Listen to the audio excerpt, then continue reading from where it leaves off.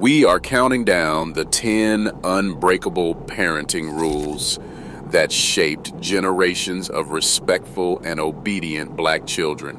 From speak only when spoken to, yes ma'am and no sir, and sitting still in church for hours, to finishing every plate and knowing you answer to every adult in the village.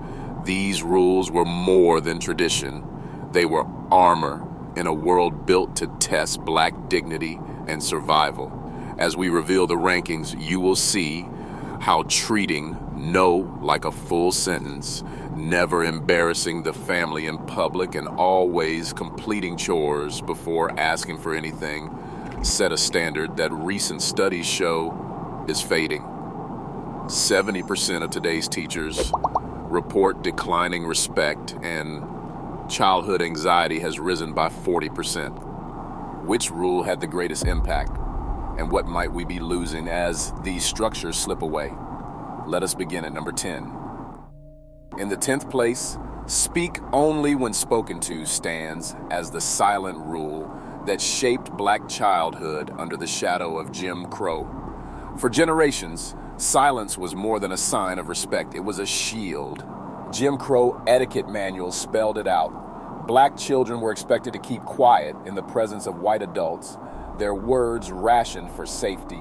Breaking that silence could mean danger, not just for the child, but for the entire family. Elders remember the lessons given at the fence line or the store counter. As one grandmother recalled, her mother once pulled her back from a shop owned by white people, whispering, "Only answer if they ask you a question." That instinct for silence, learned young, could diffuse a tense moment and protect lives. But the cost was steep. Many who grew up with this rule describe how it echoes into adulthood, holding back opinions in meetings, hesitating to advocate for themselves. The talk passed down in Black families was never just about manners. It was survival training for a world quick to punish the slightest misstep. Today, as respect in classrooms declines and anxiety rises, the legacy of enforced silence still shapes how Black children move through the world, cautious, watchful, and always listening before they speak. Number 9, the rule of yes ma'am and no sir served as a quiet but powerful code in Black households. These words were never just about politeness, they were armor. In the Jim Crow South, a simple yes, sir could mean the difference between safety and suspicion. One Selma mother taught her son to use those words with every police officer, especially after dark. The lesson proved its worth the night a patrol car pulled them over. The boy's steady yes, sir calmed the officer, and they drove away unharmed. That moment, told and retold in families, shows how language could diffuse threats that had nothing to do with the child's character and everything to do with survival. Beyond the streets, this rule shaped classrooms and church pews. Teachers recall that Black students, who greeted them with yes ma'am or no sir, were often seen as more respectful, building a rapport that sometimes opened doors otherwise closed by prejudice. Yet, the formality also reinforced a hierarchy, one that demanded children know their place, sometimes at the expense of open dialogue. Still, in a world quick to punish any sign of disrespect, this ritual of address was a shield passed down with care, a daily reminder that dignity and caution could walk hand in hand. 8th place, the rule against questioning a parent in public formed a protective shield around Black families, especially in times when the wrong word could invite scrutiny or even danger. In the sanctuary of home, children might whisper their doubts, but outside those walls, whether in a crowded grocery aisle or the wooden pews of a Sunday church service, dissent was quickly hushed. Elders remember the sharp look or gentle hand that signaled silence as soon as a child's curiosity threatened to spill into the open.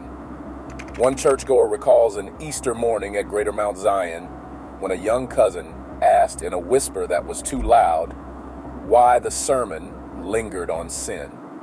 The deacon's glance, the mother's quick shush, and the hush that swept the pews made clear.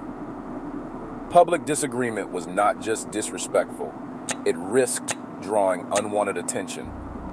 This rule was never about silencing a child's mind. It was about presenting a unified front to a world always watching, a world where even the appearance of disorder could bring consequences. Over time, this expectation trained children to hold their questions, to read a room, and to understand that family unity was a matter of survival, not just pride. Number 7, the phrase "no" is a complete sentence draws a hard line that many black parents refuse to cross. In households where resources were stretched thin and time was just as scarce, there was no room for endless negotiation. A simple no from a parent signaled the end of discussion, not the start of a debate. This boundary wasn't about shutting down a child's voice. It was about preserving what little the family had, whether that meant food, energy, or peace of mind. The roots of this rule run deep, reaching back to the days of sharecropping and wage labor, when every penny and every moment mattered. In those times, parents learned to ration not just food, but patience, knowing that explaining every decision could drain reserves that needed to last through hard seasons. Today, the phrase has found new life online, circulating through black parenting groups on Facebook and Instagram as both a badge of honor and a gentle warning.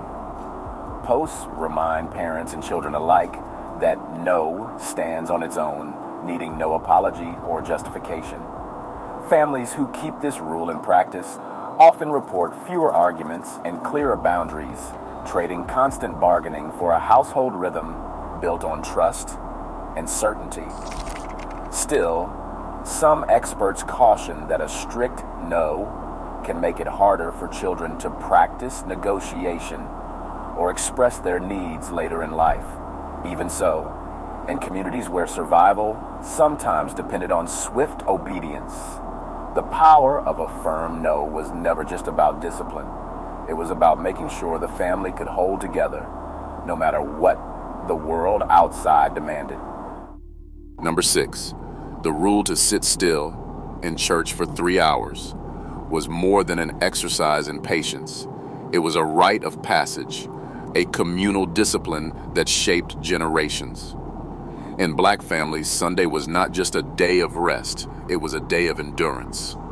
From the moment the organ swelled and the first hymn rose, children knew the expectation remained quiet, attentive, and motionless through every prayer, every testimony, every sermon, no matter how long the service stretched.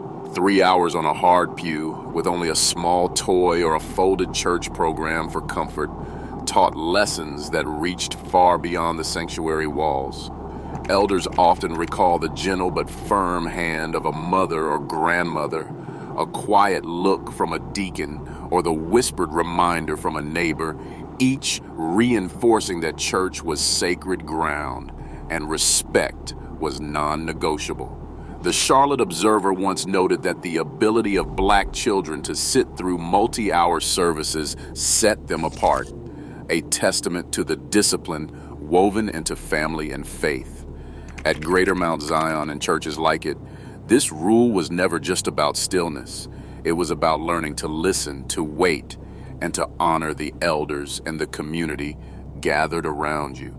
Today, some parents worry about sensory overload or restless minds. But in those long hours, black children were being prepared for a world that demanded self-control and quiet strength. Church was the training ground, and sitting still became a mark of respect, not just for God, but for every adult who watched, corrected, and cared. Number 5, the expectation to greet every adult who enters the house stands as a cornerstone of black home life, a ritual of respect that reached far beyond simple manners. In many families, a child's first lesson in community began at the front door. The moment an adult, neighbor, church member, or relative crossed the threshold, Children were expected to rise, step forward, and offer a clear greeting, "Good afternoon, ma'am," or "Good evening, sir." This was not just about politeness. It was a signal, a way of mapping out who belonged to the village and who could be trusted to watch over you. Oral histories and social media reels capture how this rule was enforced. TikTok and Instagram are filled with creators reenacting the scene, kids scrambling from their rooms to greet a visitor, parents correcting any child who failed to show proper hospitality. In the words of one North Carolina aunt, that greeting could open doors to protection. She recalls the day a neighbor greeted at her door later stepped in to break up a fight that threatened her nephew's safety. In tight-knit communities, every adult was a potential ally, and a proper greeting marked you as a child raised right. But the rule carried risks. Too much trust in a stranger could be dangerous. As recent anecdotes warn, families now teach children to pair greetings with caution, reminding them that being polite does not mean letting down their guard. Still, the tradition endures, anchored in the belief that respect for elders is a shield, and that every hello at the door is a small act of communal vigilance. Number 4, the rule never to interrupt grown folk conversation carved out a clear boundary that every child in the house understood. When elders gathered in the living room or on the porch, their talk was sacred ground. Children learned to wait, to hold their thoughts, and to listen before speaking. In 1974, a Detroit teacher remembered how her students would stand quietly at the classroom door, waiting for adults to finish before asking a question, a habit first learned at home and then reinforced by the village. This pause was more than manners. It was survival training. In a world where a single word out of place could bring trouble, the discipline of waiting one's turn became a shield. Today, the effects ripple through classrooms across America. According to a recent National Education Association poll, 70% of teachers report a decline in student respect over the last decade. The loss of this rule, once enforced by parents and every adult in the community, echoes in the struggle to maintain order and focus in schools. While some argue that strict turn-taking can limit a child's willingness to participate, elders saw it as the foundation for respect, self-control, and the ability to read a room, skills that carried children safely through a society that rarely offered second chances. As the old saying went, "Don't speak while grown folks are talking." It was both a warning and a lesson in deference, one that set the stage for the next rule, accepting correction from any adult as part of the village's care. Coming to the top 3, accepting correction from any adult was a rule that defined the boundaries of childhood in Black communities. The phrase, "the village raises the child," was more than a saying, it was a way of life. In neighborhoods where elders watched from porches and every grown-up's voice carried weight, a child's behavior was never just their parents' concern. If you stepped out of line, whether on the block or in the church parking lot, it was expected that any trusted adult could set you straight. Sometimes it was a neighbor calling your name from across the street, sometimes an auntie's sharp word at the corner store. The lesson was clear: respect was not optional, and the eyes of the village were everywhere. This enforcement network did more than keep children in check. According to a study published in the Journal of Black Family Studies, communities that maintain this tradition reported a 15% lower rate of juvenile delinquency. The constant presence of watchful adults created a buffer against trouble, making it harder for children to slip through the cracks. But the same study found that this safety came with a price. Children raised in these environments also reported higher pressure to conform, sometimes struggling to find their own voice within the crowd. Elders recall stories of being corrected by neighbors, teachers, or even the church deacon, and knowing that word would reach home before they did. One man remembers being scolded for running in the street, only to find his mother waiting at the door, already informed. That sense of communal protection built a shield around black children in a world that offered them little grace. Yet it also demanded that each child carry the weight of the community's reputation. The rule to accept correction from any adult was not just about discipline, it was about survival, unity, and the heavy expectation that every child would represent the village with dignity.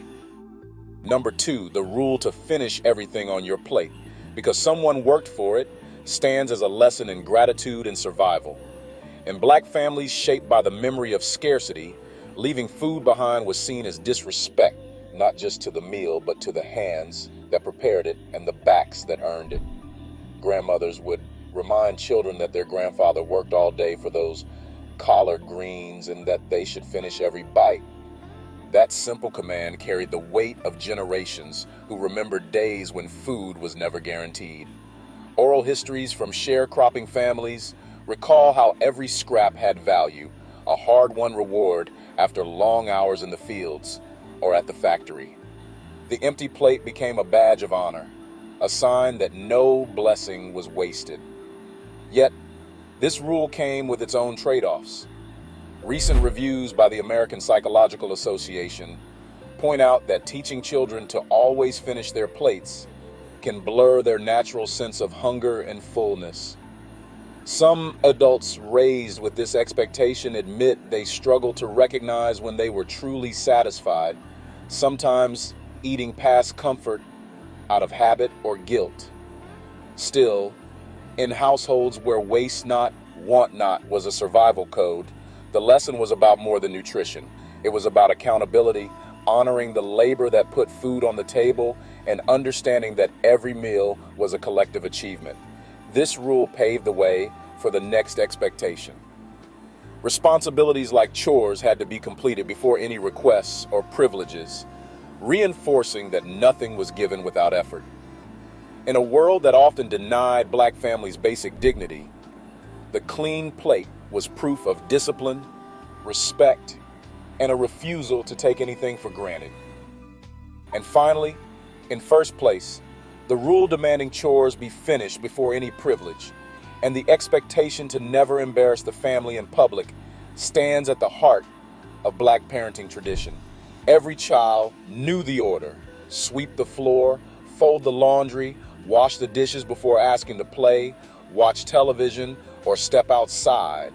This was more than household management. It was a lesson in responsibility and respect for the labor that kept the family afloat. In neighborhoods where the eyes of the community watched every move, a child's laziness or public misstep could bring shame not just to themselves, but to the entire family.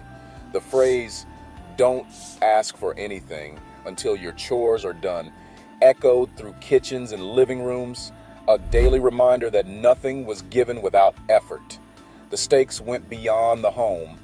In 1994, a North Carolina case reached the Department of Social Services after a neighbor publicly disciplined a child for skipping chores and mouthing off at a store.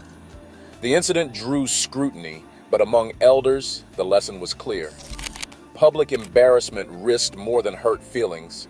It could invite outsiders to question the family's fitness, even threaten removal of children. The rule served as armor, protecting families from a world quick to judge and intervene. In Detroit, a recent survey of black families found that children who finished their chores before enjoying privileges reported higher grades, but also higher stress, especially when discipline was public. The pressure to uphold the family's reputation at home, in church, or on the block was relentless. Today, as structure gives way to negotiation and boundaries blur, the consequences are visible. Childhood anxiety has risen by 40% in the past decade, a statistic that weighs heavily on parents who remember the clarity of old rules. The demand to complete chores before asking for anything and to carry the family's name with honor in public was never just about obedience. It was about survival, dignity, and teaching children that every action reflected on something larger than themselves. In a world that offered little grace, these rules forged discipline and pride, qualities that, for many, still feel like the strongest shield a parent could give. Across every rule, whether speaking only when spoken to, greeting every adult, or finishing every plate, one pattern stands clear. Discipline was armor, and respect a shield. These traditions anchored children against a world that offered little grace. Today, as structure gives way to negotiation and schools report rising disrespect and anxiety, we are left to ask, what did we protect and what have we lost? Share your thoughts below.